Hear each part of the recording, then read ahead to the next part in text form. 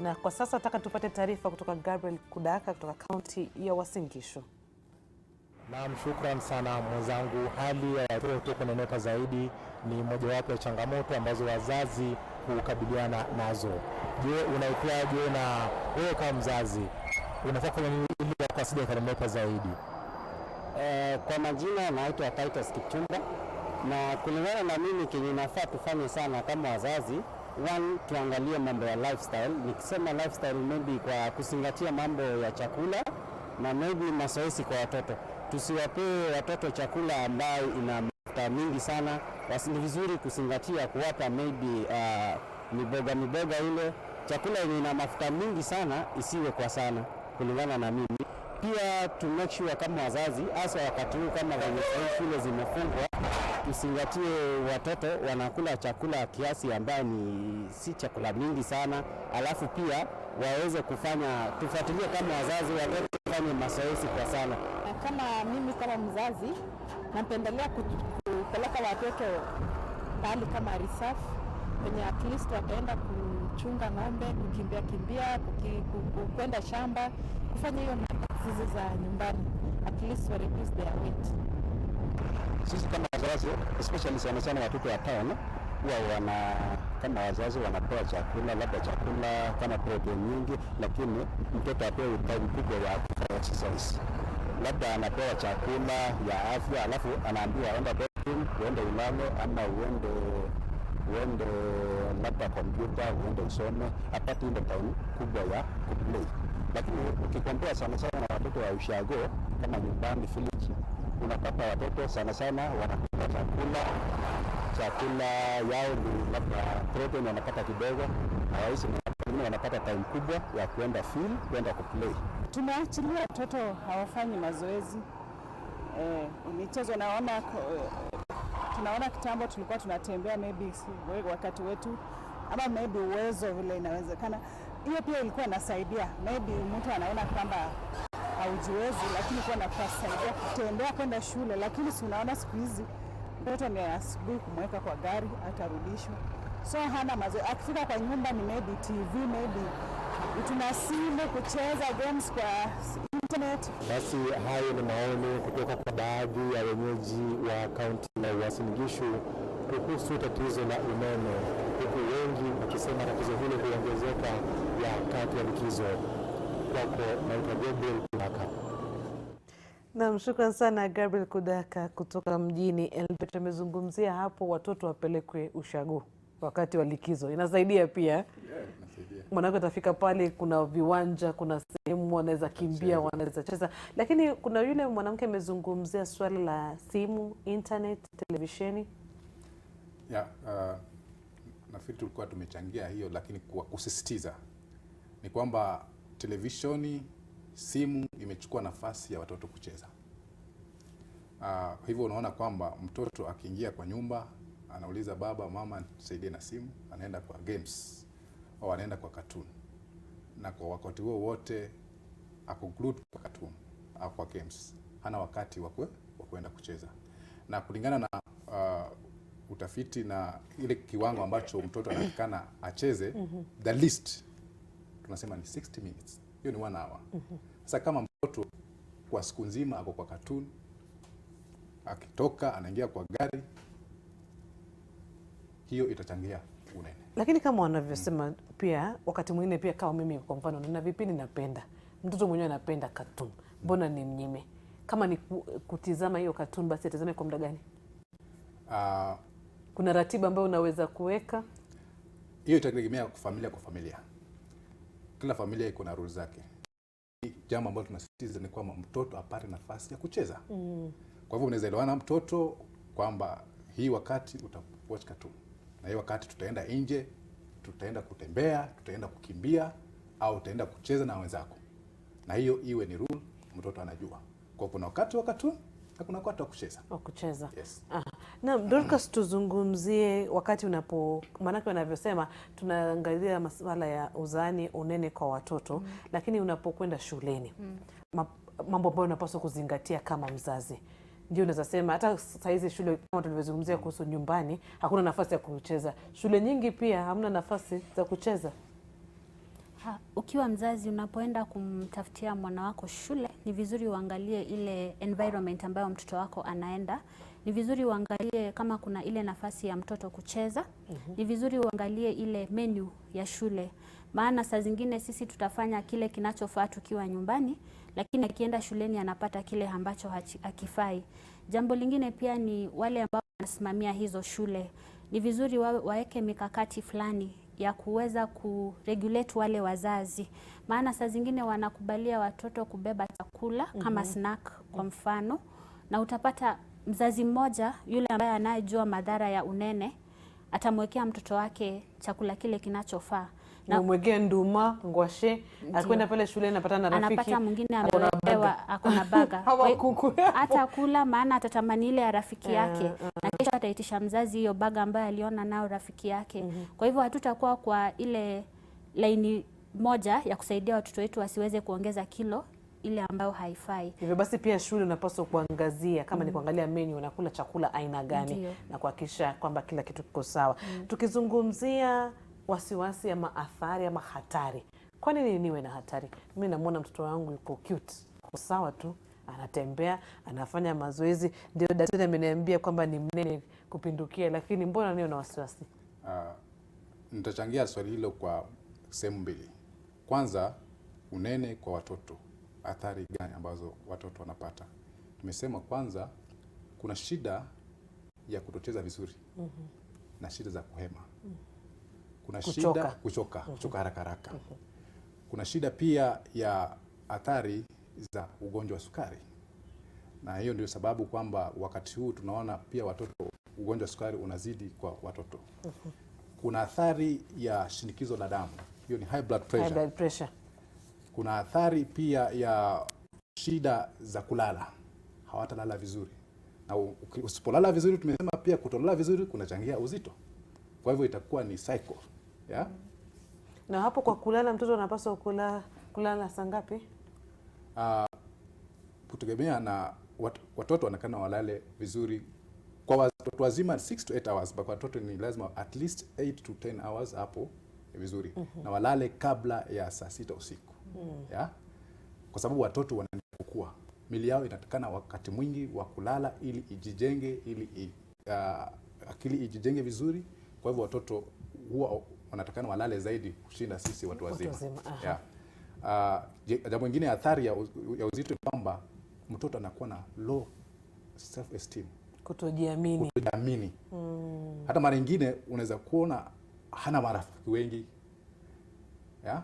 Na unajua hapo kwa kutojiamini tu nitaongezea mtazamaji, maana yake tulipokuwa tunazungumzia swala hili na tukitafuta wageni waje hapa studioni, tulijaribu sana kutafuta wazazi ambao wako na watoto ambao ni wanene kupindukia, ama mtu mzima ambaye tangu alipokuwa mtoto alikuwa mnene kupindukia, na wengi walikuwa nasema siwezi, kutokana na unyanyapaa, ile stigma.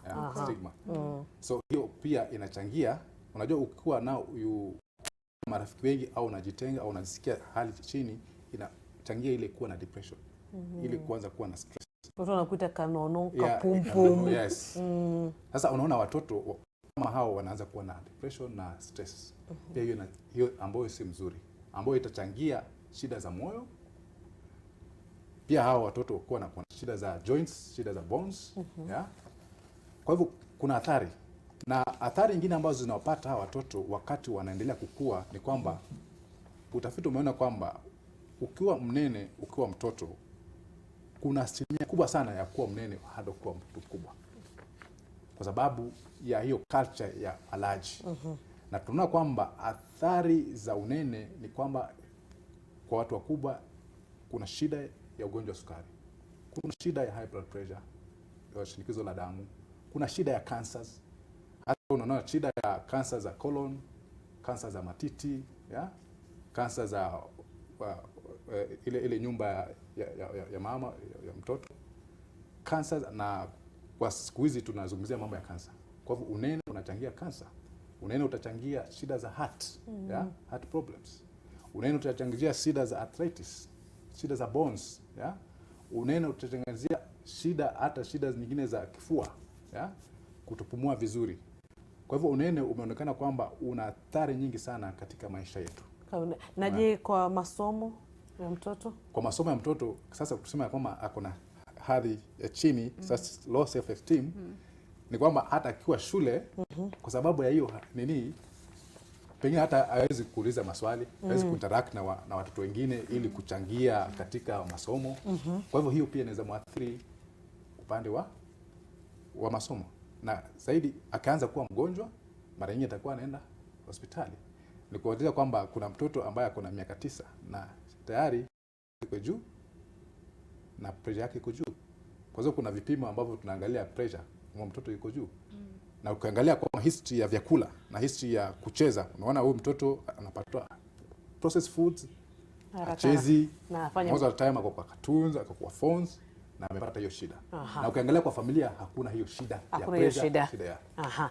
Tunaendelea na mada yetu kuhusu uzani wa kupindukia ama unene miongoni mwa watoto. Lakini kwa sasa nataka kukupeleka katika hospitali ya kitaifa ya Kenyatta. Hapo awali tulikueleza kuna mtoto ambaye alizaliwa akiwa na gramu 400, yani kama mkate ile. Na kwa sasa siku ya leo anaruhusiwa kwenda nyumbani. Tutaelezwa sasa yuko na kilo ngapi, tupate kusikiza kutoka kwa madaktari. That has supported us, has worked with us, and they have been all aware of what we have been doing. And their support for us, that has been quite a milestone. We've also have had our director of the private care, Dr. Gige, who has also been so helpful to us, encouraging us, and being part of the team of learning this baby. We have also Mrs. Sinanga, the manager of the private wing, who has been also been with us, has come to see the baby many times, has made sure that all what we need is available to us, and we have not lacked. We also want to thank you, Dr. Magoa, who really took good care of the mother and who handed us a live baby. And she has worked with us, she has come to see the baby, she has called us, and she has encouraged us to continue walking this journey of our baby. We also want to appreciate many other people because this has been a teamwork. We've had nurses who have been quite helpful to us, who has worked with us, who has been available, sometimes, many times ignoring their needs to support the baby. The team that has been visiting us of the nurses covering every day of this baby, they have passed through the unit to ask us how we are doing. We still also want to thank you other people, the cleaners, who made the place comfortable for us. The elderly people who made sure that we had clothes throughout for the babies. And even the pharmacy that availed the drugs and all that we needed. So we have been actually a family as a team in the management of this baby. This baby was born on the 1st of April this year as a prem at 24 weeks, and the birth weight was 400. This is not the normal time that babies are born. They have been born below 2.5 kilograms. Most of them are preterms, or others, they may be term, but maybe have gone through the challenges. But this was an extreme who, in normal circumstances, should have been said is a baby should have been declared maybe dead. But we thank God that today we are setting this baby at 3.5 kgs. A baby with standing, a baby who is responding to all of us. It has been a long journey, because we know at that particular time even the breathing is a problem. Keeping temperature is a problem. Prone to infection because of the low immunity. And rickets because of lack of the calcium from the mother. And even challenges of feeding the baby. So this has been our challenges, and we have actually gone through that journey. And we thank God that every stage we have been able to jump over with the support of all of us, as we have all said, and the help of God, and even the help of the mother and the father who have supported us. The mother has been coming every day and she has been able to give us milk all through. The father has also been encouraging, and anything extra that we ever wanted from them, they were there. Even when the journey was tough, they never shouted at us. They always kept on telling us, God will see you through. God will see the baby through. And this was, to us, was a very positive moment for us, even to know that it is not only us. So we are happy that this baby has grown, is able to turn, can feed on demand, can cry when he is not happy. So we are actually saying this has grown to a normal baby. And so we are grateful to God, because it is the second baby who has been born 400 grams, the other baby being baby Hope, whom we have actually followed up through the media and even in collaboration with the hospital. So far we are actually very excited about it. Yeah. Thank you very much, Dr. Miriam. As she has said, this is a very rare occasion. We have been around for the last 100 years, but we have only managed to take 2 babies. One of them is baby Hope, as you can see. We always celebrate her birthday here, all of us, in dancing and jubilation. And we urge Kenyans, one of the things we would want Kenyans to learn is that, one, in the spirit of UHC, we are hoping that people will be getting early diagnosed, you'll be managed at the setup wherever you are, so that by the time such a thing is happening, we are only dealing with a referral system in Kenyatta. We want people also to be referred as early as possible before we get to complication. We are encouraging, and we also take this opportunity to thank the ministry, which has actually facilitated some of the facilities that we are using, some of the equipment that we are using that has made us be able to run a full-fledged newborn unit in Kenyatta. And we also thank you people for always being part of this hospital. We really encourage that some of these messages you take to the public, so that the Kenyans can learn that their health is our priority. And the faster you seek for health intervention, you don't come to the hospital at the end of the road.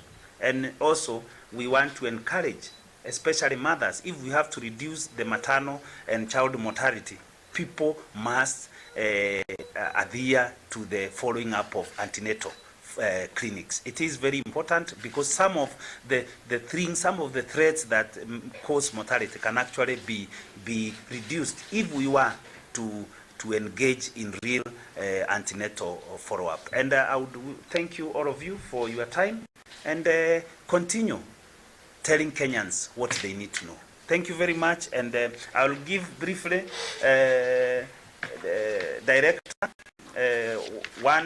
a few, and then Dr. Magoha.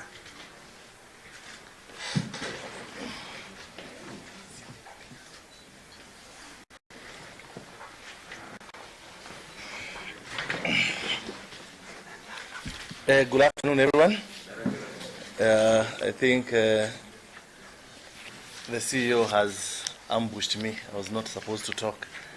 But what I can say is that as a board of management, as the directors, I think we wish first of all to congratulate the mother and the father, and also congratulate our staff for the good job that you've done.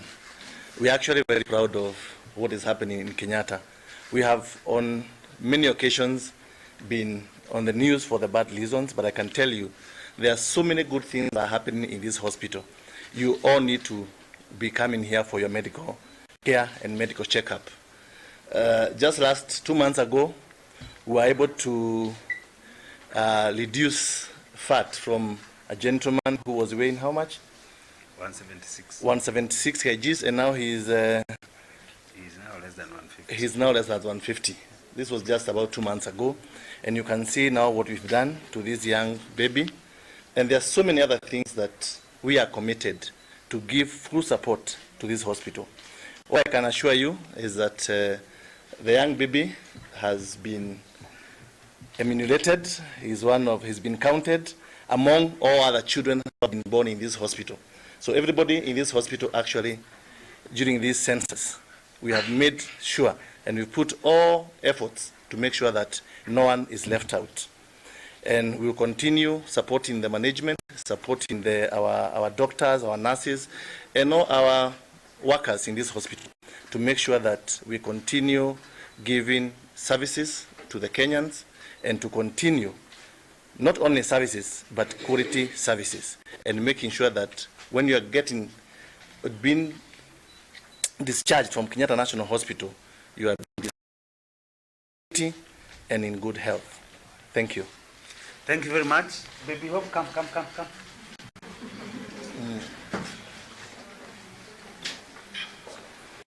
Please say hi to the Kenyans. Hi. Yes, this is our baby. We always say, the mother always loves when we say this is our baby, not her baby. This was the same story. She was born 400 grams, and we were with her for a while. That's why it is one of our joy when we see them, and that's why we call her baby Hope. Because when there is no hope, God will always do what? God will always come, and that's why we are proud of this one. Thank you very much. Anybody with a question? Dr. Magoha, 1 minute.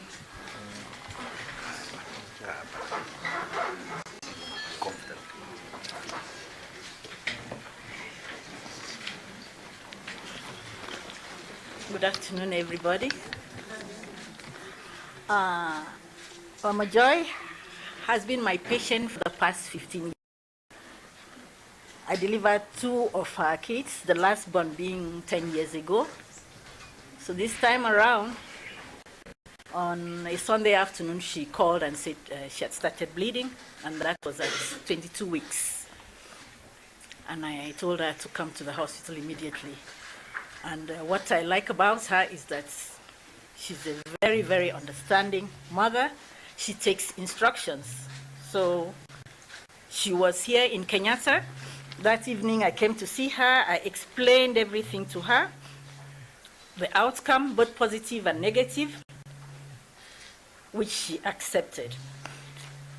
She was here for 2 weeks, and we managed to control the bleeding initially, but then her water broke, and still, because I had done cesarean section for the other 2, she thought I was going to do cesarean section for that baby. And I convinced her that there was no point giving her a scar when we are not sure of the outcome of the baby, which she understood. And when now she was getting towards the end of 24 weeks, I decided now to give an injection to help the baby's lungs. And you could see the baby never had any lung problem. And as God would have it, immediately she had the injection that night, the following day, the contractions increased. And she called me screaming that now she wanted the cesarean section. I calculated the time. I told her, okay, fine. If the baby does not come at 5 o'clock, I'll do a cesarean section. But at 4:45, the baby was born normally. Baby came out crying nicely, and I've always encouraged her, and she's a woman of God. I think that's what I can say. And she kept on saying her God will pull her through. And really, her God has pulled her through. So that's all I can say. Thank you. Thank you very much, Doc. Thank you. Good. Any question? Yes.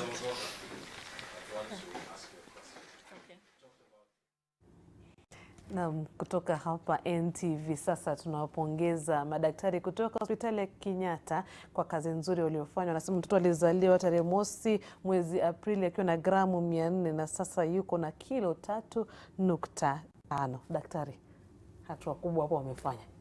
Kama daktari alikuwa anasema sio rahisi, sio jambo rahisi. Sio jambo rahisi. Kwa nini? Maana wengi wanaona tu sasa mtoto atakuwa. Kusema kweli wamefanya kazi. Kwa sababu miaka mingi nyuma hali kama hii haingefanyika, lakini tunajivunia maendeleo katika Kenyatta Hospital. kwamba wamekuwa na matokeo mazuri ya cases mbili, na hiyo inapatia motisha Wakenya wengi kwamba hata nikizaa mtoto akiwa na uzani mdogo, nikikimbia Kenyatta nitasaidika. Hiyo ni kutokana na utunzaji na teknolojia pia. Mtoto kama huyo anatunzwa vipi tu?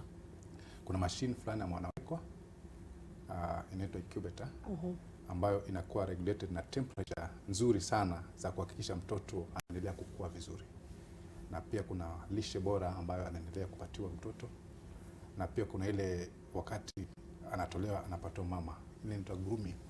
Pia very important kwa mtoto kukua vizuri. Na hivyo inaonekana kwamba mama akuwe very cooperative katika haya matibabu yote. Na kusema kweli huyo mama hakutoka kwa ile hospitali. Kusema kweli most of the time mama anaonekana kuwe pale. Ile kile kitu ambacho kinatakikana mama ako pale, anaelezwa, anafanya. Anaelezwa, anafanya, anaelezwa, anafanya. Na katika kile chumba kinahakikishwa kwamba hakuna infection. Hakuna infection ambayo inafanyika pale. Ndio itapatia nafasi. Na wengi hata niliona wanauliza katika WhatsApp, wanasema kwa nini yule mtoto hakuletwa hapo? Nafikiri ni ile tu kumkinga. Maana hata baada ya kutoka hospitali bado atahitaji, lazima atahitaji bado kuangaliwa vizuri. Haya, turejelee mada yetu. Tunazungumzia kuhusu unene kupindukia miongoni mwa watoto. Kumbuka unaweza kusema nasi kupitia nambari za simu ambazo zitawekwa kwenye runinga yako. Dorcas, ni kuja kwako, tunazungumzia kuhusu hatari, na daktari anasema magonjwa unaweza pata kama ni high blood pressure, kama ni diabetes. Nasema pia ile kutojiamini, low self esteem, depression. Lakini kuna mmoja ameuliza, je, mtoto anaweza patwa na asthma? Ndio, anaweza patwa na asthma akiwa na hiyo uzani mkubwa, na ni sababu ya ile mwili. Daktari alivyosema hapo mwanzo, mtoto yule ambaye ako na kilo ya juu, immunity yake inakuwa ni kama iko na chini kidogo, na ni rahisi sana apate, nitaita infection. Na infection inaweza kuwa kwa njia yoyote ile. Kwa hivyo asthma inaweza kuwa ni moja yao. Na utapata mara mingi ukiwa na mgonjwa ambaye ako na shida ya asthma na ako na mwili mkubwa, wakati anaanza kufanya bidii kidogo kupunguza hiyo kilo, pia zile viwango vya attack zinapungua. Kwa hivyo bado lishe bora na mwili utachangia hapo. Sasa unataka unipe mfano, Dorcas. Mimi ni mama, niko na mtoto wangu kwa miaka 10 na nimeshaelezwa kwamba amepita, yuko na obesity. Nikija kwako, jambo la kwanza ambalo utafanya ni gani? Ukija kwangu, kama umeshaelezwa, vipimo vyote vimeshafanywa na mtoto mama ashaelezwa mtoto wako obesity, kitu cha kwanza tutafanya, pia tutaangalia ni mtoto wako umri, tutaangalia pia gender, ni kijana ni msichana. Kisha kutoka hapo, sababu zile kilocalories ambazo mtoto kijana. Na pia hapo nitauliza, tutakatiza kidogo nikuulize, kwa nini mvulana ama msichana? Kwa nini mnaangalia? Sababu nani ndio wanakuwa obese zaidi? Wasichana wameonekana according to statistics kukuwa na obese zaidi, na utapata pia mara mingi ule kukua kwao si aziendanishani pamoja. Unapata kukua kwa kijana na msichana kuna tofauti kidogo. Kwa hivyo tutaangalia hiyo pia, maana utapata zile tunaziita kilocalories ambazo mtoto kijana anahitaji kwa siku na yule mtoto msichana hazifanani. Kwa kijana tunahitaji 1800 to 2000 kwa siku. Kwa msichana tunahitaji 1400 to 2200 kwa siku. Kwa hivyo kulingana na hiyo tutaweza kukaa chini na ule mzazi tukaangalia mzazi ana nini, sababu pia hatufai kuset high expectations kwa ule mama. Tutataka kujua mama anaweza akapata nini. Kutoka kwa pale tutakaa chini na ule mzazi tukaweze kupanga ni nini mtoto ataweza kula wakati fulani hadi mwisho wa siku. Na inakuwa ni miezi mingapi ama ni miaka? Italingana na mwili wa mtoto. Jambo moja ningependa wazazi wajue ni kwamba hatutaki ile kilo ipungue na wiki moja mara moja, maana hiyo pia italeta shida kwa mwili wa mtoto wako. Kwa hivyo kama tunaweza tukatembea pamoja hata kwa miezi 6 ama 5, haitakuwa mbaya. Lakini ile ya mwezi mmoja na amepoteza kilo kama 5 ama 6, hiyo tena si nzuri kwa mtoto. Kuna mwingine hapa anasema, mimi ningependa, anaitwa Kent Mwaura, ningependa ushauri kutoka daktari. Niko na mtoto wangu yuko na miaka 6 na ninavyomwona anashindwa hata wakati mwingine kutembea, lakini nashindwa hata nianzie wapi. Anasema hivyo katika Twitter. Kama mwenzetu amefuatilia mazungumzo, tumesema kwamba katika uzani mwingi katika watoto kuna mambo fulani ambayo yanachangia. Kwa hivyo ni kwanza ni kuangalia vyakula gani nampatia mtoto. Mtoto anapatiwa chakula, mtoto hachagui. Ni wazazi ndio wanapatia mtoto chakula. Kwa hivyo ni vyakula gani katika familia ambavyo wanapatia mtoto. Nafikiri anavyosema kama ni hiyo anashindwa anzie wapi. Nafikiri sijui kama itabidi ule mtoto umkalishe chini, umwambie sasa mambo yatabadilika. Yani kama vile nimesema kwamba kuna wazazi wengine wamekuja kwa hospitali, kwa clinic, tunaketi pamoja na wao. Tunaenda through, kwanza tunampima mtoto kila kitu, tuhakikisha kila kitu kiko sawa. Tunampima pressure, tunampima weight yake, tutapima sukari kama sukari yake iko sawa. Kuna vipimo vingine ambavyo ni muhimu kwa watoto ambao tutapima pia, na tutaangalia ile history ya chakula pale nyumbani, kutoka breakfast mpaka supper wanakula nini, snacks gani wanafanya. Haya, tutaangalia kama mtoto ako active. Yeye anacheza au hachezi. Unajua kuna mengine kunaweza kuwa kuna shida nyingine za kimwili pia. Kama mtoto ako na shida pengine ya heart, wengine hawachezi sana, wakicheza wanachoka. Pia tutaangalia hiyo. That's why tutafanya full examination ya mtoto. Tuone kama kuna shida nyingine yoyote. Tutaangalia ile exercise yake anafanya ni ile ambayo inatakana au iko chini, na kwa nini iko chini. Na kama anafanya exercise kulingana na vile inatakana, kwa nini sasa anapata uzito mwingi. Tutaangalia pia kulala kwake, analala vizuri. Tutaangalia pia family history, kama kuna hizo shida za unene kupita kiasi, kama kuna mashida kama za sukari, za pressure. Na hayo yote tutaweka pamoja na tutadevelop program ambayo itamsaidia ule mtoto kuanza kupunguza uzito, na kama kuna vipengele vyote ambavyo vinaathiri tayari mtoto pia tutaziangazia na mtoto ataenda vizuri. Yeah, na hiyo si kwamba itafanyika one month. Ni kama vile mwenzangu amesema at least 6 months. Hivyo basi lazima ujitolee. At least 6 months, kwa sababu hatutaki mtu apunguze uzani kwa haraka. Pia ina affect mwili. Anapunguza uzani naturally na kwa kumonitor. Na kulingana na vile tumesema kwamba vyakula, exercise na haya yote itamfanya ile kilo itashuka chini. Katika Twitter kuna Leonard Kweli anasema hatujafunzwa lishe bora kama wazazi. Ulezi wetu pia ni mbovu, maana tunataka kuwapendeza watoto wetu wasije wakatukatae. Hatuwaambii ukweli kuhusu vyakula wanavyopenda. Taifa linaangamia kwa kukosa maarifa. Daktari utajibu. Abdalla Mdambo naye anasema kinachochangia unene miongoni mwa watoto ni vyakula vya kisasa. Watoto siku hizi hawataki kujua kunde, mboga ya malenge, maharagwe. Wanataka tu chips, pizza, chapati na maandazi. Na kuna mwingine Diki Odhiambo anasema wazazi wengi wapa watoto wao chakula kila saa, kazi pia hawafanyi. Anaandika kutoka Rarieda. Na mwisho kabisa ni Karisa natupongeza kwa mjadala ambao tuko nao hapa studioni. Swali la kwanza pengine tutachanganya na pia mwenzangu atachangia. Katika hali ya kisasa si kama zamani. Na tulisema hapo, sisi tulikuwa tunacheza kati, sisi tunapanda miti, tunaenda kwa milima, tunacheza. Siku hizi ni tofauti kwa sababu tumetoka mashambani, wengi wetu tumeishi kuja urban area. Na tunaishi mahali ambapo congested, hakuna nafasi ya watoto kucheza. Mwenzangu alisema kwamba tunafanya mambo kufurahisha ili tusikataliwe na watoto wetu. Nafikiri hilo si jambo jema. Kumfurahisha mtoto ilhali ukijua kwamba kuna athari mbele yake. Nafikiri katika hekima ya mzazi, tunatakana tutendee watoto wetu mambo ambayo yatawafaidi siku za usoni, ikiwa afya ni moja yapo. Na hiyo ni kwamba kusema kwamba ni lazima uketi na mtoto wako na watoto wako, uelezee kwa kinaga ubaga athari na matokeo na faida ya lishe bora, faida ya kucheza, faida ya kutojiweka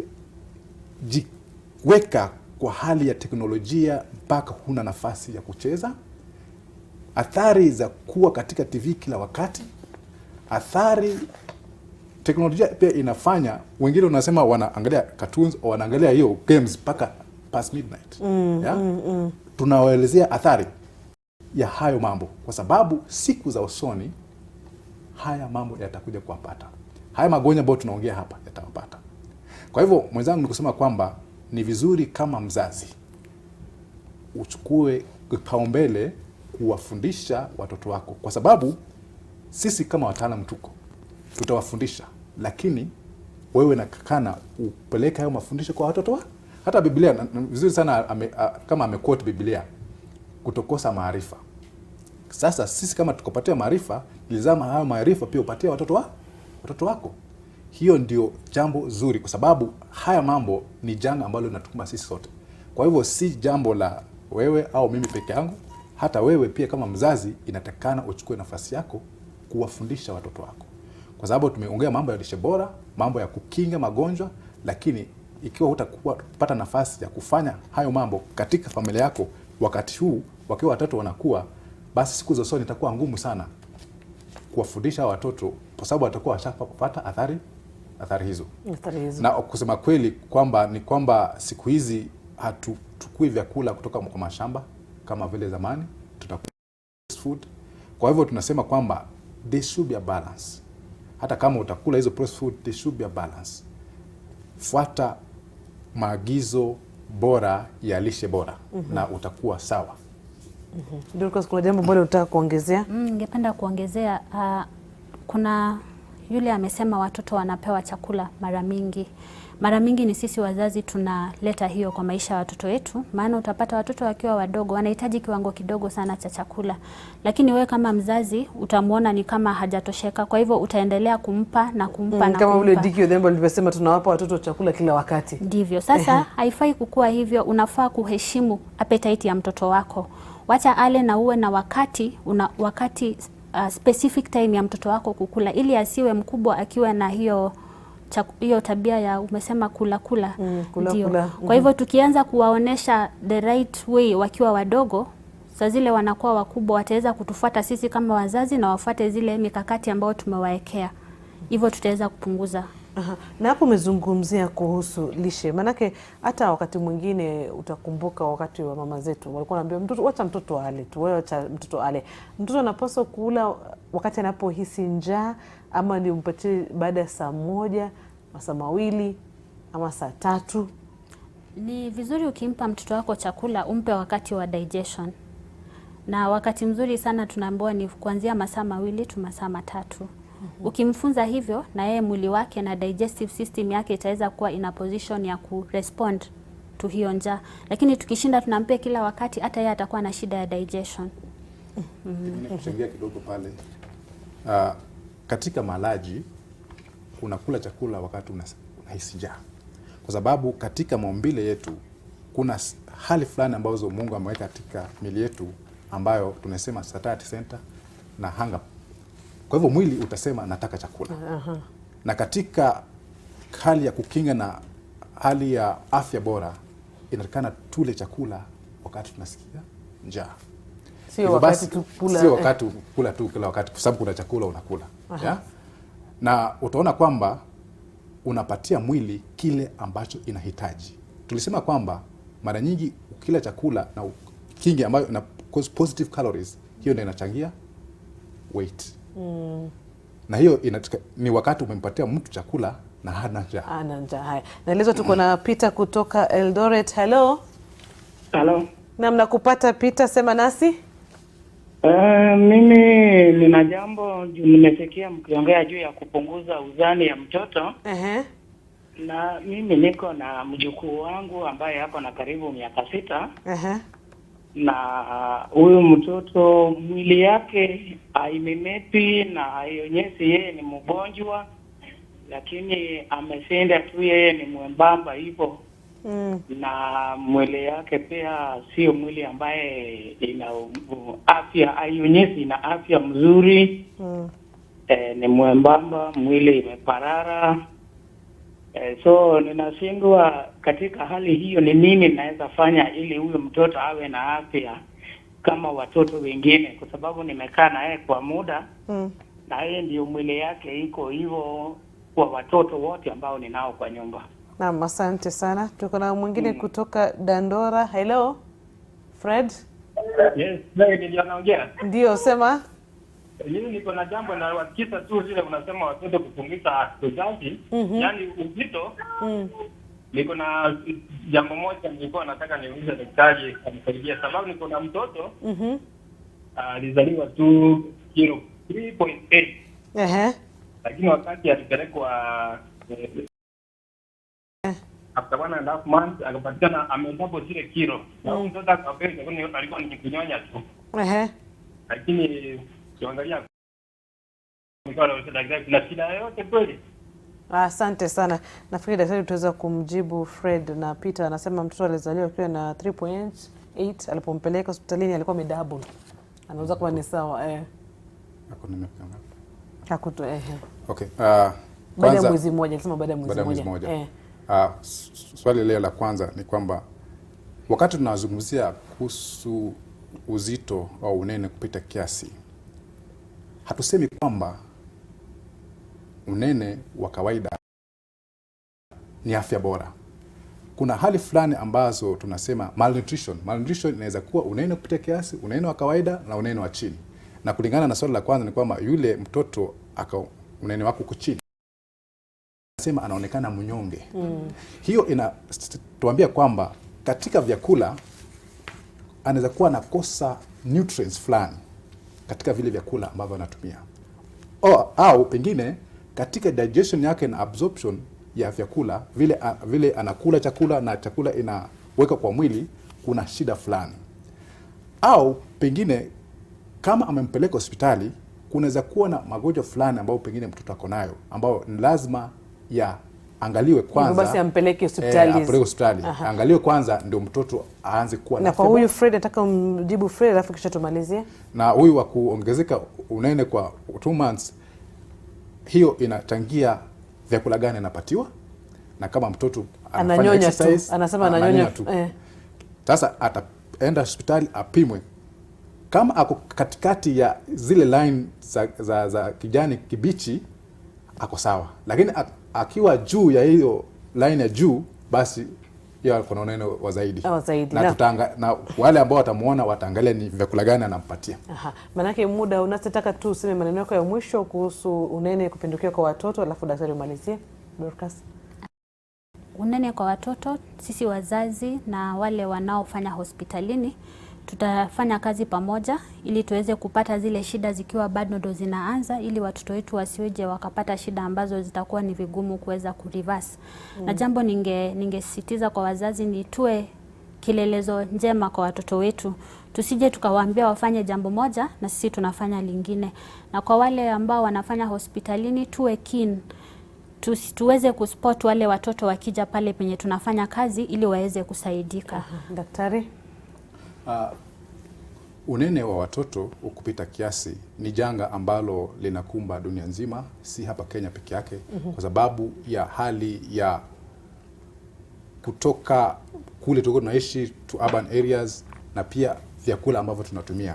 Na tunaona kwamba inachangia athari kubwa sana kwa magonjwa ya kisasa, magonjwa ya kansa, magonjwa ya pressure, magonjwa ya sukari yote kwa sasa kwa watoto, na hata kwa siku za usoni wakiwa wakubwa. Kwa hivyo ni lazima tuhakikishe kwamba tunapambana na hili janga wakiwa watoto, kwa sababu siku za usoni pia hili janga litawapata. Naam, shukrani sana Dorcas pamoja na Daktari Kaindi. Tumezungumzia mada muhimu sana, na kama alivyosema, wazazi ndio tunachangia, na wanasema mtoto umleavyo ndivyo kwavyo. Kama wewe ni kula akishatakuwa kula, lakini tuweze kupunguza.